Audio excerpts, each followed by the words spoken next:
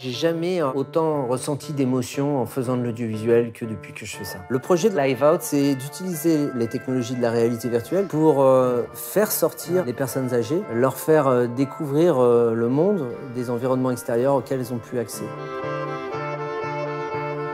Je m'appelle Vincent Gérard, j'ai 46 ans et j'ai développé un système de réalité virtuelle pour faire voyager les personnes âgées dépendantes en EHPAD ou à domicile.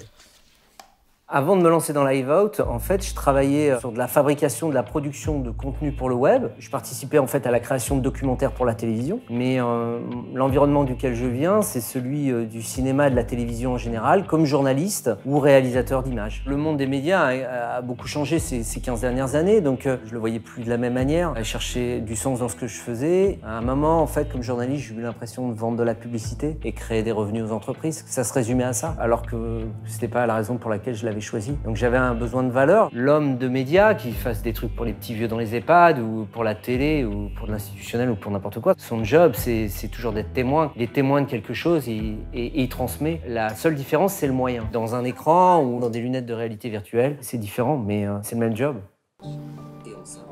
Le but premier de la réalité virtuelle, c'est de les faire sortir de la dépression. On va prendre le cerveau qui réfléchit et puis hop, on va vous basculer dans une autre réalité et ça va être plutôt fun. Le fait de lâcher le cerveau qui réfléchit, ça permet de se sentir mieux et ça permet juste de libérer soi-même les émotions, la parole, le sourire tout simplement ou la communication. J'ai passé un bon petit moment.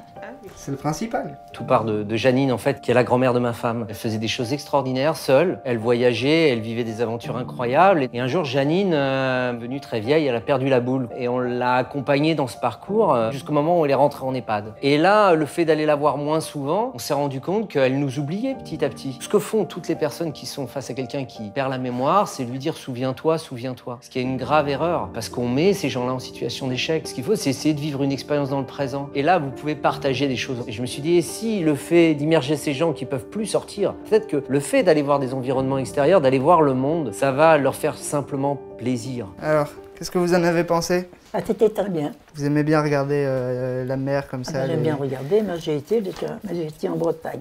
C'est vrai? En France, on est quand même dans un pays où on peut entreprendre. On s'enferme dans des zones de confort. Et c'est ça qui est très difficile. C'est de se dire que du jour au lendemain, vous allez quitter un univers dans lequel vous êtes reconnu pour aller dans un autre univers où vous n'avez plus rien. Vous changez de casquette et pour le coup, il faut souvent tout recommencer. À un moment, quand on a envie de se lancer dans quelque chose, on a besoin de l'approbation de ses proches. Et ça tient à pas grand-chose en fait, mais on a besoin que nos proches nous disent « j'y crois parce que je te connais » et c'est le déclencheur. J'ai pas suivi de formation. Quand je me suis décidé à monter cette entreprise, j'ai été acheter un bouquin en bibliothèque. Je me suis enfermé dans un bureau pendant une semaine pour écrire mon premier business plan. Il y a un moment, si vous dites on va mettre des lunettes de réalité virtuelle sur les yeux des personnes qui perdent la mémoire, c'est juste une idée, c'est un concept. Et il se pose plein de questions autour de ça. Et si vous voulez obtenir des réponses, il n'y avait que l'expérimentation qui était possible. Pour ça, en fait, il m'a fallu trouver un EHPAD qui était capable d'accepter ça. Parce qu'on ne fait pas n'importe quoi, surtout dans un EHPAD. Donc il fallait avoir des gens qui aient suffisamment d'ouverture d'esprit pour se dire on va tester avec eux. C'est ce qu'on a fait pendant un an dans un EHPAD hospitalier et avec un laboratoire de psychologie cognitive qui est venu évaluer nos dispositifs et les bénéfices qu'il pouvait y avoir à leur usage. Quand on a fait le premier test en EHPAD, j'étais pas du tout convaincu du bénéfice qu'on pourrait apporter en fait aux résidents. Il fallait tester, mesurer. Je pensais que l'idée était bonne, mais j'étais le premier à la dénoncer. C'est ça qui est assez étonnant, c'est vous lancer dans un truc et en même temps vous vous dites « je me trompe peut-être complètement ». On a amené le premier système et là les soignants ont été chercher un monsieur 75 ans, assez flamboyant, les cheveux gris et on l'a assis, on lui a mis des lunettes de réalité virtuelle et on l'a envoyé à la réunion. Et au bout de 15 minutes, le monsieur il a enlevé ses lunettes et puis il s'est mis à dire c'est formidable ce que je vois là dans les lunettes. Ça me rappelle quand je faisais de la pêche au gros à la réunion. Il est parti et là moi je croyais que rien d'extraordinaire s'était passé. Et en me tournant vers les soignants m'ont dit mais c'est incroyable ce monsieur, il est là depuis 6 mois, on ne sait rien sur lui, il est en refoulement complet de sa maladie. Moi, à ce moment-là, j'ai cru à un coup de bol. On s'est rendu compte que dans 95% des situations, on avait un bénéfice comme celui-ci, c'est-à-dire les gens parlent de quelque chose. Au moins ça c'est pratique. Vous pouvez retourner voir la mer sans vous déplacer. Alors la prochaine fois, tu m'emmèneras.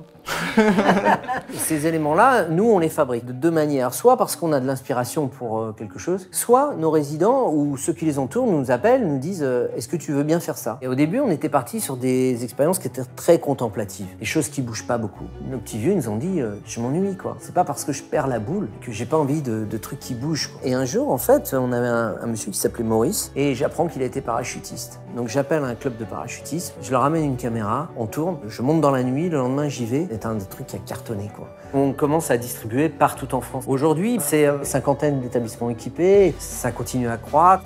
Quand j'ai créé Live Out, je voulais absolument pas vendre, c'est pas mon job, et je voulais absolument pas communiquer. Et en fait, non, on m'a poussé, quoi. Et quand il y a un moment où il a fallu que je vende, j'avais pas le choix. Et là, j'ai dû apprendre à faire ça, quoi. À appeler les gens, expliquer ce que je faisais, apprendre à affronter mon image, apprendre à compter autrement aussi que pour soi, compter pour une entreprise, compter pour les autres.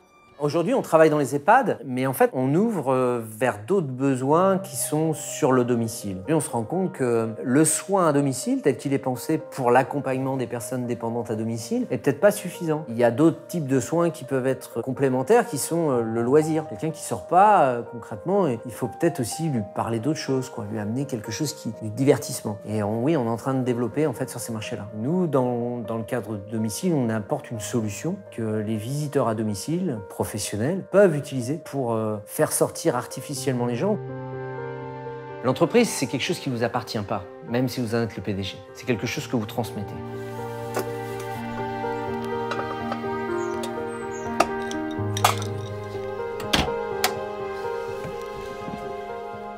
Une entreprise comme Live Out, c'est des centaines d'échecs, on parle que des choses qui marchent, mais c'est à force d'échouer qu'on arrive à quelque chose. Un entrepreneur, c'est quelqu'un qui sait rien, c'est quelqu'un qui apprend en permanence. C'est des tas de claques pour arriver à un résultat. Live Out, on est une boîte de jouets. Et j'aimerais que dans l'avenir, on soit la plus grande boîte de jouets pour les personnes âgées, qu'elles soient n'importe où.